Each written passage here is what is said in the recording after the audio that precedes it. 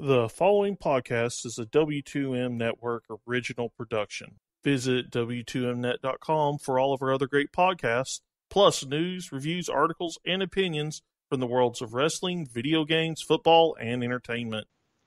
Welcome, everyone, to a great NXT review. That's right, we are ready and rocking and rolling once again for this edition of NXT. And, of course, this is the Wednesday, I believe March 19th? No, March 20th? 21? 21st. 21st. I got my dates all mixed up. See, I want to make sure everybody gets the right date, and I'm already throwing out. So 19, 18, 20, 21, who cares? It's going to be 21. You're thinking of Raw for 19th. I think you're right. I have Raw in the brain probably for some weird reason. But anyway, there you go, guys. That's the actual date we'll be covering tonight. And, of course, the man you just heard is Brandon Biskobing. I am Gary Vaughan. And tonight we are going to have a lot of fun. We are excited about tonight's show. Of course, we are brought to you, like always, by the W2M Network. I mean, this, of course, never starts by any perfect means, but I am so excited to be here tonight, and we've got an interesting show to talk about because it's definitely leading up to Takeover New Orleans. More and more is heating up on this show. Oh, yes. But, yeah, I mean, Brandon, the one thing that we got to tell the folks is if you want to come find all the back catalog episodes of NXT Review that we've done, well, make sure you go check out the W2M Network by subscribing, rating, and reviewing on whatever podcast platform you guys find, and of course love to use. Make sure you also give our friends over at 411mania.com and LastRoomProWrestling.com a shout out too. They do a great job and they support us. Let's support them. And our home is W2Mnet. That's right. That's the place where you go. W2Mnet.com. Don't forget it. It's not only wrestling, but there's also video games. We also got sports along with entertainment over there. So go check out all that. But, Brandon, I am ready to get into this show. I hope you are. Are you ready to rock and roll, buddy? Yeah, I'm ready. Let's do it. All right. Well, let's start this thing out by talking about one of my favorite guys, Tommaso Ciampa. And on our last episode, which we actually covered 2 NXTs in a row on that episode, Brandon, we talked a lot about Tommaso. And we get to do more of it here. The show actually starts out with all the nice boos and hatred towards him as Tommaso Ciampa comes down that ramp and he sees all these Johnny Gargano smiley face. I don't know, what do you call it? Is it a smiley face? It's a winky face? I'd call it a winky face more so. Yeah, it's a winky face. It's kind of got this meh, but yeah, winky look. I don't know. It's kind of neat. I can't lie. I think it's a nice design. It kind of reminds me of Blink-182 back in the day. Yeah, it does actually. Yeah. So, but yeah. So you got all those signs in the crowd. I'm sure they're not planted. Wink, wink. But anyway, you got it. Tommaso Ciampa coming down to the ring, looks around the ring, hears all the Psycho Killer, and Gargano, and all those chants come out, back and forth, kind of like the John Cena stuff. And well, you still got the silent Tommaso Ciampa here for a bit, and finally he has enough of it, and he actually uses his voice, Brandon. He actually says that Gargano is not here, and he is not coming down the ramp. He is gone. He got rid of him. Well, that doesn't mean much right now because the crowd is still booing. They're still unhappy. Ciampa basically gives up, goes out of the ring, and trolls the crowd by going and tearing up their signs. Until he gets to one guy's sign, he tears it up, and guess who it is? It's Johnny Gargano, who jumps the barricade and begins to beat down Tommaso Ciampa. They get in the ring, and that's when security breaks the whole thing up. And yeah, so you've got finally the reappearance of Johnny Wrestling, and now we are sitting here wondering what the next thing is. I thought this was a pretty fun way to start the show. Oh yeah, this was definitely a fun way to start the show, and a great way to continue this whole feud. Not sure if it'll happen next week or the week after. Well, considering we only have we only have 2 episodes of NXT left. Yeah, I think so. It's not very many, I know that. So, considering there's only 2 NXTs left, I have a feeling that next week will be the week, unless they want to save it until the last minute, until the last week. I have a feeling that next week will be the week that we get the official announcement saying that, Regal will come out and say Gargano versus Ciampa at TakeOver New Orleans. Yeah, and I'm really looking forward to the more they build on this, and I think you're right on that. And as we get closer to New Orleans, we're getting an opportunity to kind of see the things that we had predicted that are taking place, and some of the things that we really didn't put into place here. Actually, kind of giving us a few little surprises. And this feud isn't so much that yet, but I think we will get a few surprises. I think they'll bring in some things, they'll make some things happen. Heck, that match at Takeover may be, let's be honest, it may be a street fight. It could be anything goes or whatever. I certainly think that this should be an Extreme Rules street fight, whatever you want to call it, a no holds barred match. In WWE terms, it would be called an Extreme Rules match. All the toys underneath the ring, no DQ, no count out, maybe even false count anywhere. Make it so that this is the end to the feud. And to be quite honest, this doesn't normally happen, but it is WrestleMania season, and we probably see this happen most often during WrestleMania. Other than maybe, some other gimmick-based pay-per-views like we saw this at Hell in a Cell, but just with the way that all of the other feuds and all the other matches on this card are being built up, I could certainly see, and I would say if I were booking this, I would put Gargano Ciampa as the main event. Wow, and that says a lot. That really does. And, I could definitely see it because it's got the best story going at the moment, right? It's the one that people are really holding on to. They're biding their time to see the next thing, and I wouldn't so much disagree. You'll have a lot of those people who are very stuck in the fact that, the title always goes last, right? The World Heavyweight title. But, we saw it on SmackDown this year for more than half of the year. If the champion is not a huge draw, then he does not deserve to be the main event. Yeah, and I guess you do have a point there. We're talking about NXT where Almas, he's had some great matches with Gargano, but yet he's not the biggest draw. Let's be honest. Not the reason why people are showing up and buying tickets to go to NXT. They may want to see him, but they're not really buying those tickets just to see him. I think there's a list of guys that we could run down that they're really more interested in at the moment. And if anything, if you're buying a ticket for the NXT title match, most fans, I would think, are buying it to see Aleister Black get rid of Almas and get the title back. Yeah, I think we can all be in agreement on that one for sure.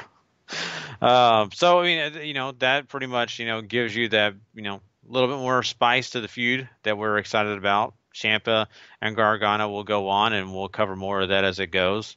Let's talk about the Dusty Rhodes Classic here. It's really interesting. We got the end of the first round coming up on this episode, and we get an interview by Kathy Kelly.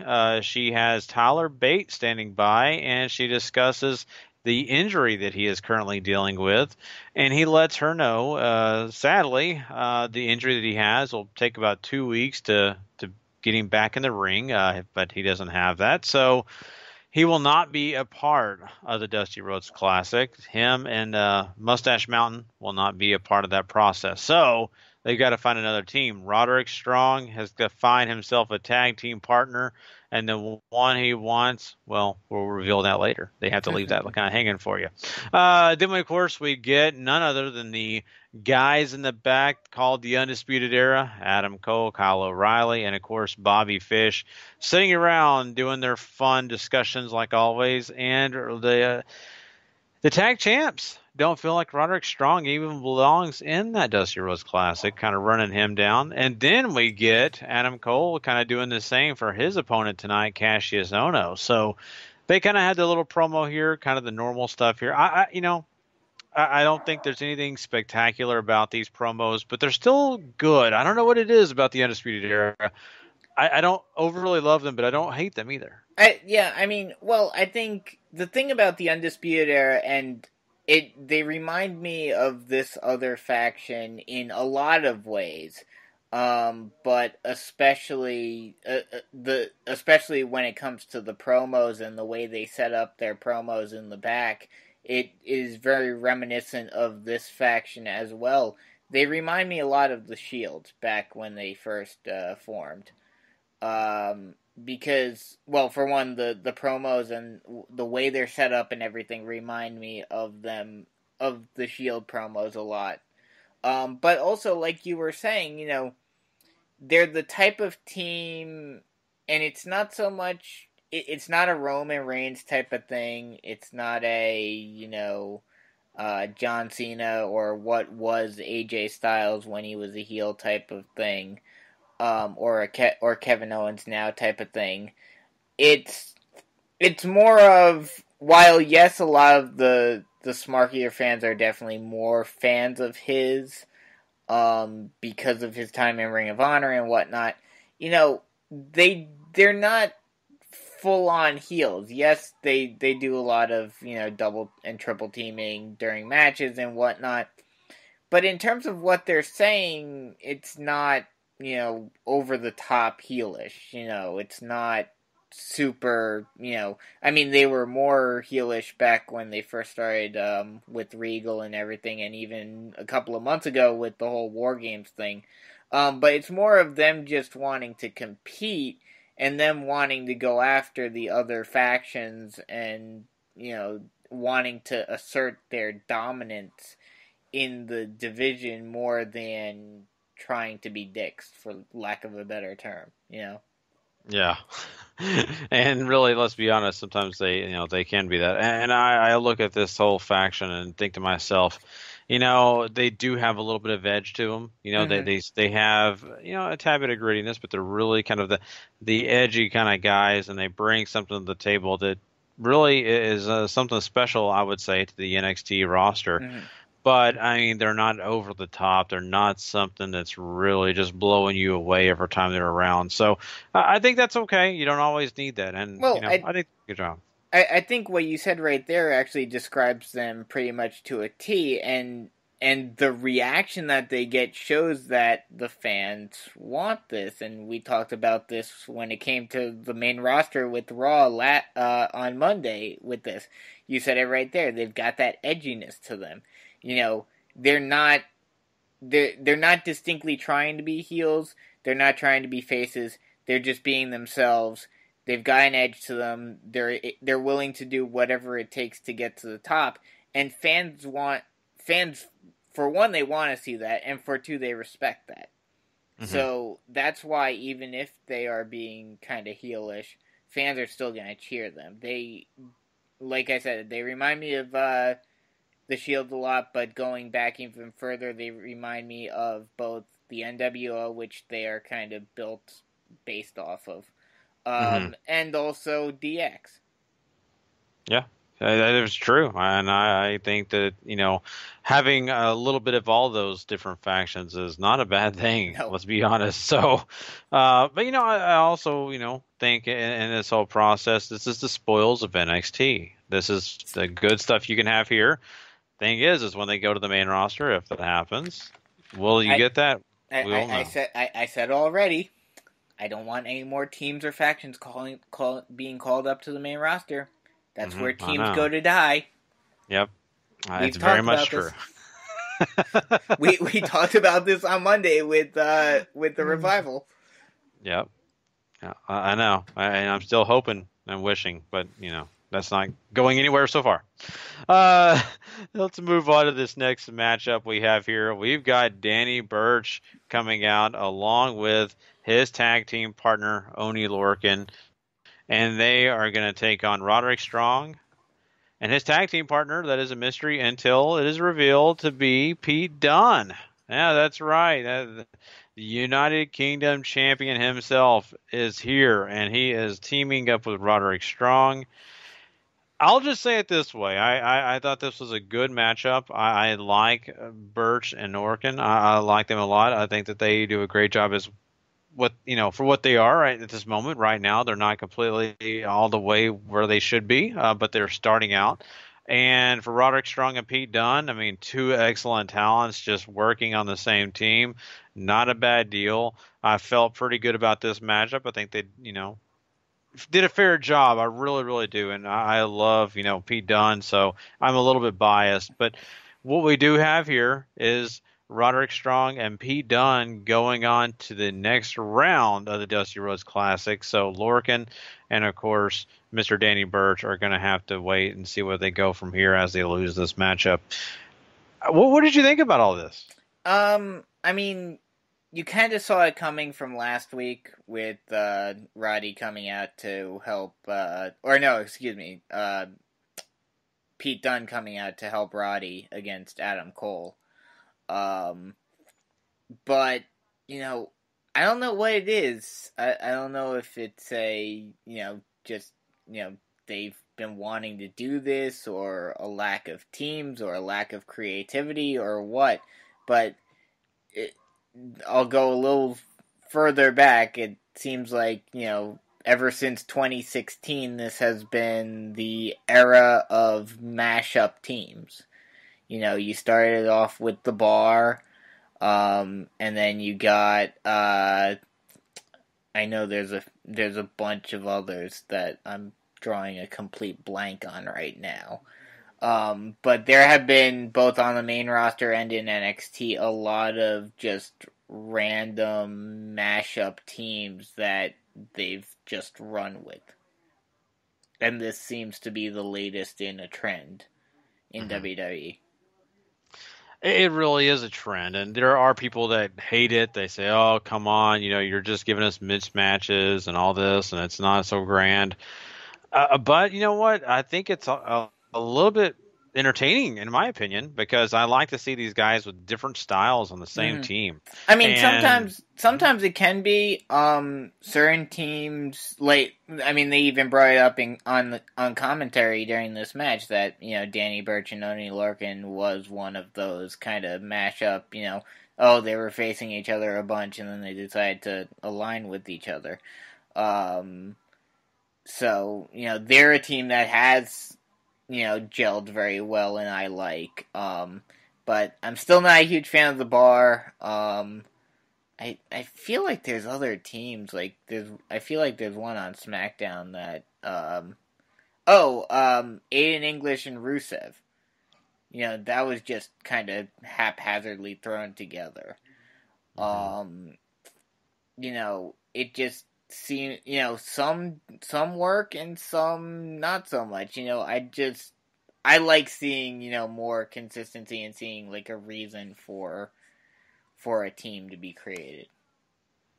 And I understand that, and I really do. And I think it's more on the lines of just seeing people that you don't usually see together get in the ring and are forced to have some chemistry of some sort, and forced to kind of see what they can do together. And I think it's kind of cool sometimes. Now, you're right. There are some teams that are just kind of, just not really enjoying what they're giving you. I mean, I think you mentioned the Bar. I think the Bar have really grown on me. I don't exactly, love still the idea of Sheamus and Cesaro tied to each other for the rest of their lives. I definitely don't want that. But the time being, I feel like they've started to find something. They started to kind of find a rhythm, which to me makes it tolerable. Otherwise, I wouldn't be on board at all. And Rusev and English, those two guys, that's, to me, that's not really even supposed to be a full-fledged tag team. It's just kind of, when we need both of them, we're going to put them in a tag. So, there is those situations. I think Lorcan and Burch here do a fine job. They've got chemistry. They had chemistry even when they were facing each other. That's why it worked. And we'll see with Roderick Strong and Pete Dunne. I don't think this is a long-term thing. I think this, once again, is just something that they've kind of put together to kind of have a little bit of a spark going into the finals of the Dusty Rhodes Classic. And that's fine. Anytime you get Pete Dunne on my TV, I'm going to be pretty happy, man. So. I'm just hoping that Lorcan and Burch get something at some point. There's a couple of teams in this tournament that, went out in the first round, and I'm hoping that they actually have some success. The main two ones there are Heavy Machinery and Dunne and Burch, or Lorcan and Burch. Yeah, I agree. Heavy Machinery is another team that I consistently say they've got to do something because they're so Yes. much fun to watch. They are just old school WCW, Yep. but it's still so fun to watch. So. Oh, and their promo videos before their match were hilarious. Oh, no, you're not wrong on that. They are great. So very entertaining. If you haven't seen them, go check them out, people. Trust me, they are great. Let's talk a little bit NXT Women's Division here. We have Aaliyah taking on Ember Moon in a matchup, and we all kind of know where this is going, right? Yep. I mean, it's a given. Ember Moon's going to win. But the real story here is the fact that we have Shayna Baszler coming out during the match and getting on commentary and trying to be as much of a distraction, I guess, as she can be without actually getting in the ring.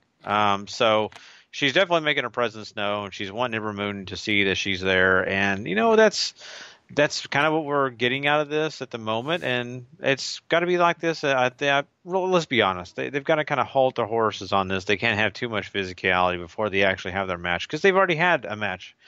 So I think this works. I like the mind games, and I like the fact that you do have Ember Moon actually in the ring getting some, matches under her belt as we go forward here, and I'm sure Baszler will have one soon as well. So I didn't hate this. I just got to be honest, Brandon. I didn't overly, think it was super necessary, but I get it. They want to kind of continue to remind us what this is about.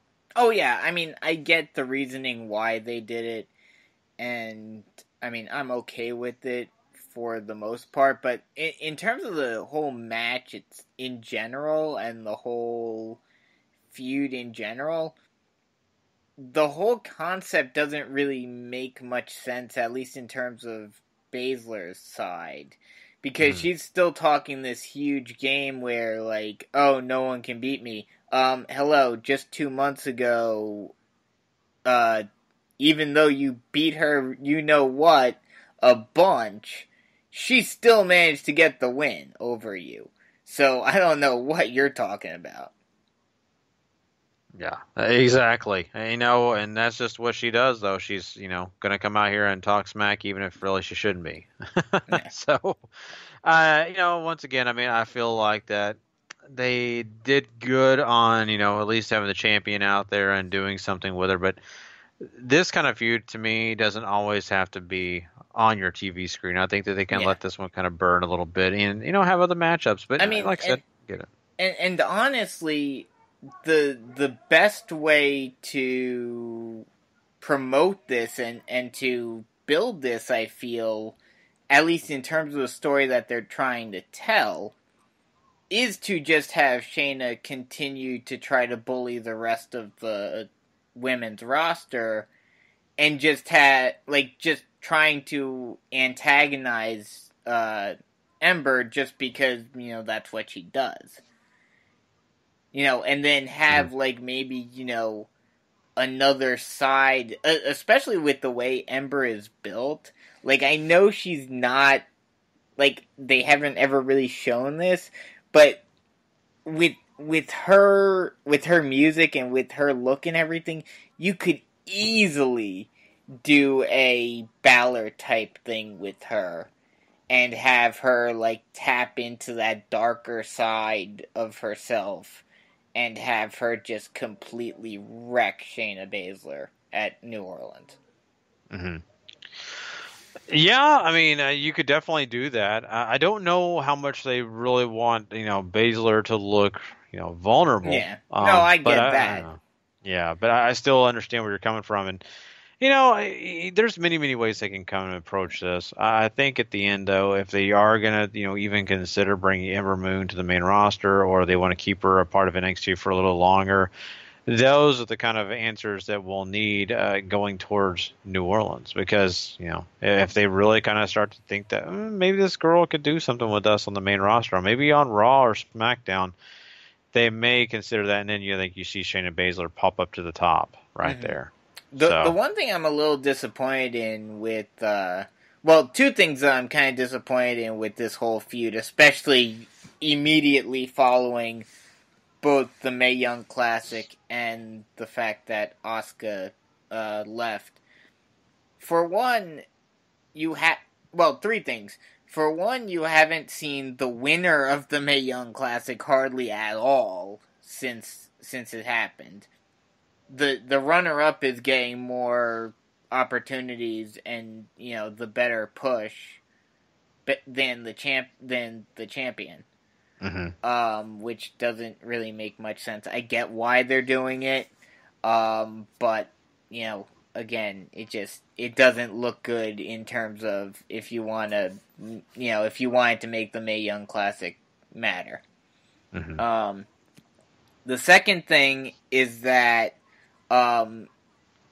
in the process of doing this, the storyline that they're doing with Baszler and Ember Moon, not only are you pretty much completely burying the rest of your roster, like, you know, the Nikki Crosses and, you know, I'm not sure who else really is around from before the Mae Young Classic, but she's a big one where she's just been completely pushed to the side after, you know, looking like she could be a legitimate contender for a while. But also, all of those other women that they signed from the Mae Young Classic are basically just being used as fodder, with the exception of Bianca Belair and Candice. But, you know, she's completely separate. She's not even really in the women's division at this point. But besides those two, you're basically just using the rest of them as fodder right now. That's very, very true. And that's the one thing that I will say I'm not enjoying on NXT, because in the past we've got more than just the championship feud, exactly. Right? We've had other feuds that have mattered. You know, you mentioned Nikki Cross. Nikki Cross was involved with several feuds that had nothing to do with the championship. So. I mean, her and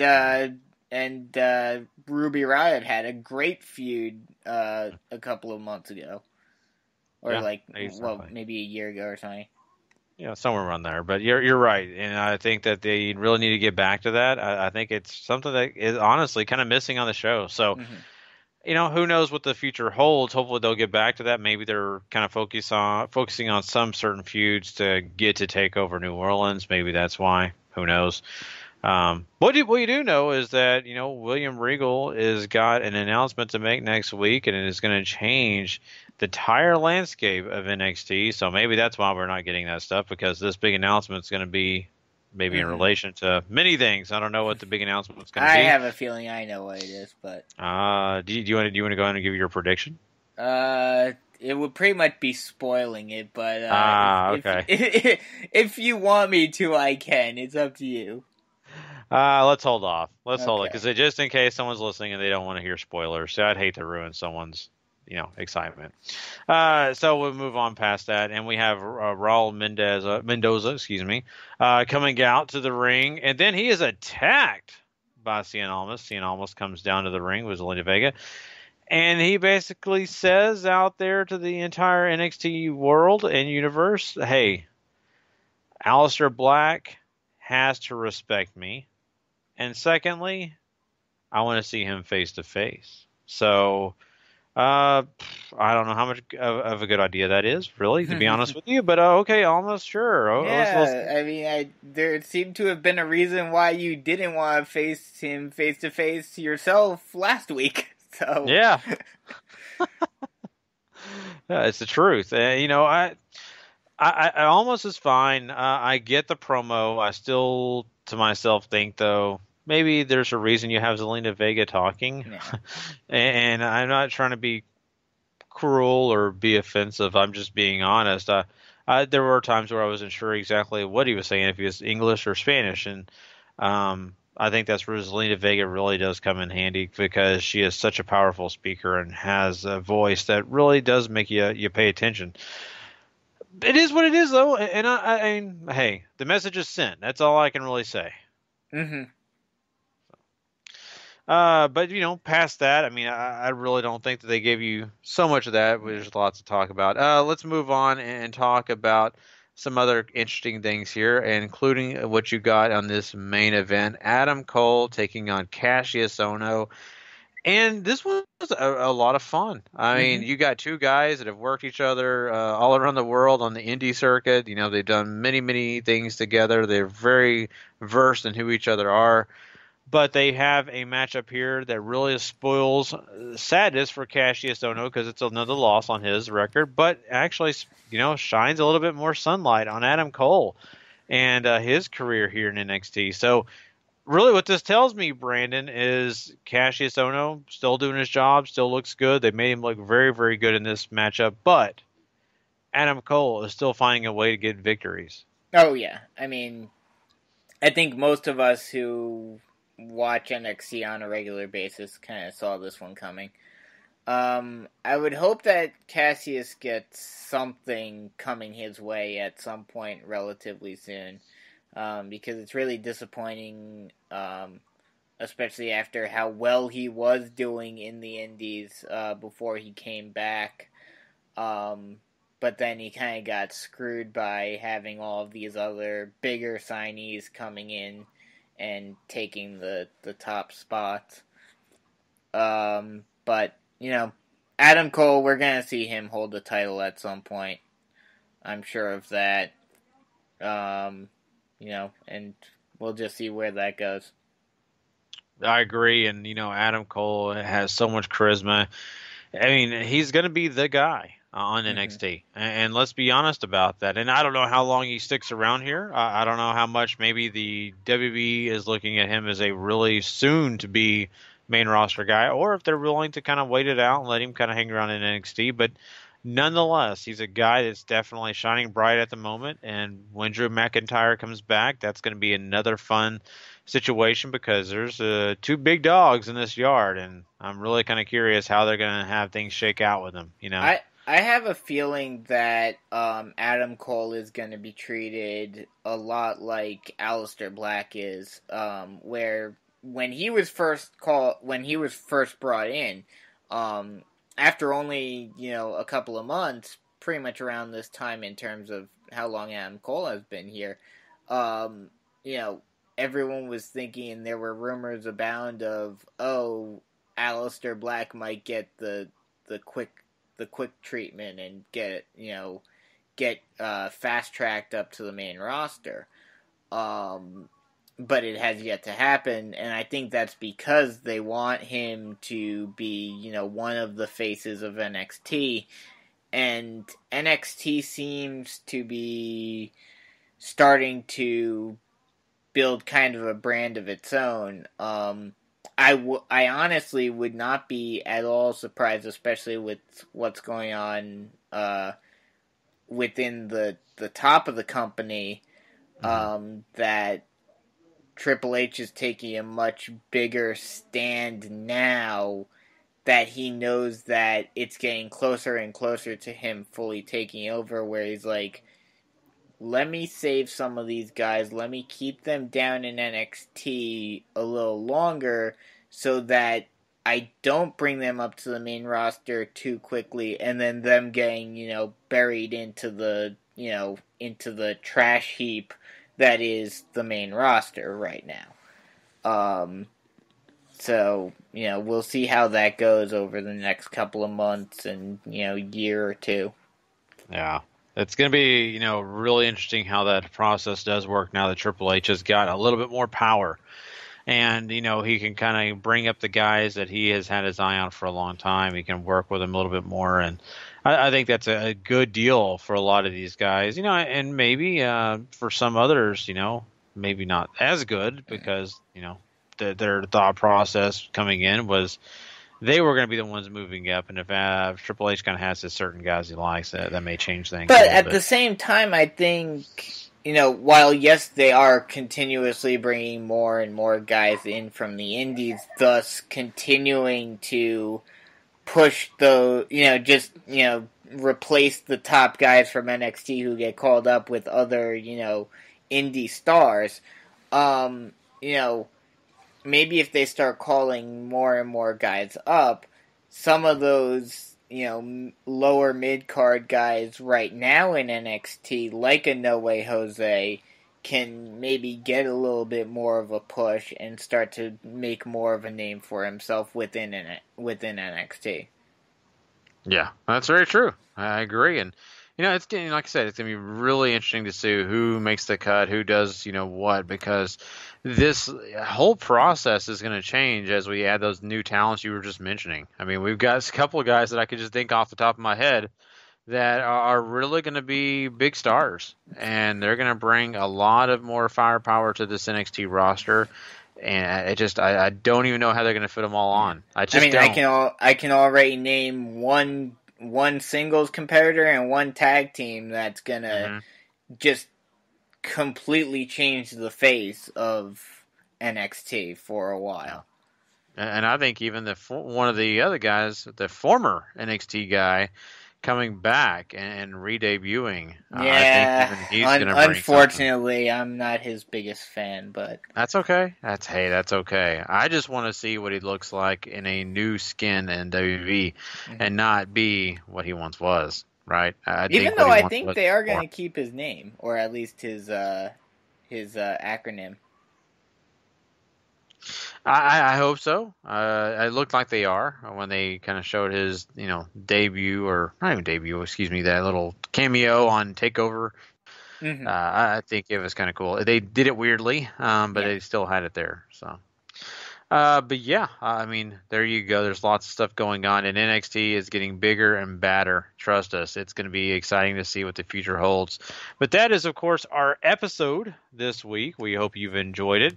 Of course, don't forget to come check us out next week for the next great episode of W2M NXT. That's right, we were excited about it, and we're so excited about letting you guys know that W2Mnet.com is the place where you go find all your great wrestling needs when it comes to podcasting and a lot more. You don't want to miss a minute of the action over there. And also, don't forget the W2M Network is the place to go subscribe, rate, and review on whatever podcasting platform you use. Or heck, if you're on YouTube, just go ahead and hit that subscribe button. You'll always get all our content every time you do that. And of course, it'll just be right there. You'll just look in there. Oh, new episode. And YouTube, I know you'll get an email. So, but make sure you go do that. Also, don't forget to go give our friends at 411mania.com, LastOneProWrestling.com some love as well. We love those guys for all the things that they do for us. And we, of course, love to support them back. Besides that, we are done, sadly. But I am so excited about what you guys have in store for you, because next week is going to be a blast. I cannot wait. So until then, guys, I am Gary Vaughan. He is Brandon Biskobing, and we will catch you guys down the road.